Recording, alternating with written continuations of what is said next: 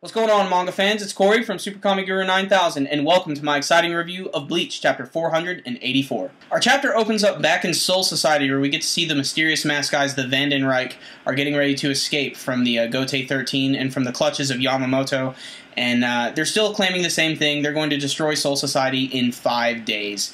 And they escape, and everything sucks here, and they're being really smug, because they're like, you should know who we are at this point. And this is just Kubo sort of playing with us again and trying to trick us into seeing who these guys might really be. Another interesting development is that Sasakibe apparently is still alive. However, his arm has been completely removed and he's still suffering from some huge wounds. But he does mention that the Arggh guys are able to use a Bankai. We finally go back to the battle between Ivan Arggh and Ichigo Kurosaki, and Ichigo is pretty much dominating the battle at this point, and we can see that Ivan has suffered some huge injuries. The entire right side of his body is just completely messed up and bloodied. It looks like this is pretty much up for him. That is, of course, until this weird shadow just appears out of nowhere and is able to whisk him away. The last part of the chapter was arguably the best part and the stuff that I really enjoyed. We're actually treated to this really big panel of this mysterious place, which looks like an ice palace. And it's done in really great detail, and it looks really menacing. And we get to see all of the Arggh guys are hanging out there, and one of them finally starts to remove their masks, and it's this new character we've seen who has one of the worst haircuts I've ever freaking seen. It looks like something out of Yu-Gi-Oh! The one where they actually ride on the bikes. I think that's Yu-Gi-Oh! GX. Just really awful looking. But we can see that they say to Ivan, but they're not necessarily being all that kind to him. The new guy with the weird haircut is actually talking down to him. That is, of course, until he has his arm cut off. And this panel just looks awesome, and it's super brutal. And this is when we cut away to the last bit of the chapter, and we get to see a brand new character, a very mysterious character, sitting upon a grand throne.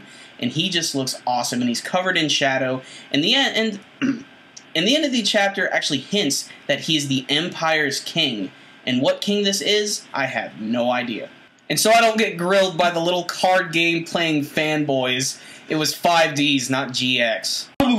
So compared to the Fullbring arc, I am officially liking this one a lot more. I actually enjoyed a little bit more than the Arggh arc too, and that's because they're keeping everything very mysterious with these brand new characters. And I gotta say, I really enjoyed the action that was happening between Ivan and Ichigo, but the biggest part obviously is the Arggh at the end. We get to see their brand new hideout, we get to see another member from their group, and more importantly, we get to see what could possibly be the leader of their organization. And it is saying at the end of the chapter that he is a king of sorts, and who this king is, I think it very well could be the Soul King himself. Why he's doing what he's doing, though, that's an even bigger question. But he could be something else, all entirely. A lot of people and a few of my friends have even stated that he actually looks a lot like Zangetsu as well. So this is just another interesting development, and this is just Kubo writing really well. If there's one complaint I had about this week's chapter, it's that there's a lot of white. Yes, at the very beginning of the chapter, almost every single big panel was just a lot of big white walls, white energy attacks and stuff, and, you know, it looks cool in theory, and I'm sure it'll look a lot better in the anime. Oh, wait, it won't, because the anime is ending. And, you know, I didn't even mean to say that. It's just, I keep forgetting that the Bleach anime is ending, and it's kind of depressing, but hopefully they'll get back to it eventually. But anyway, you know, the backgrounds just need to have a little more detail to them. Otherwise, it's still got a really grand scale, and I still am enjoying it.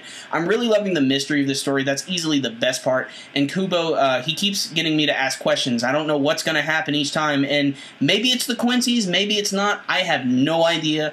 But because of that and all the interesting developments this week, I'm going to give this one a 9 out of 10. Just a really good chapter, and I'm loving how the story is turning out. It's time for the question of the week, and I only have one question. Who is the king? Who is he affiliated with? You can let me know with your comments below, and if you just want to let me know what you thought about this chapter, please leave your comments there. I'd love to know what you thought. And remember, guys, if you like this video, make sure and give it a thumbs up.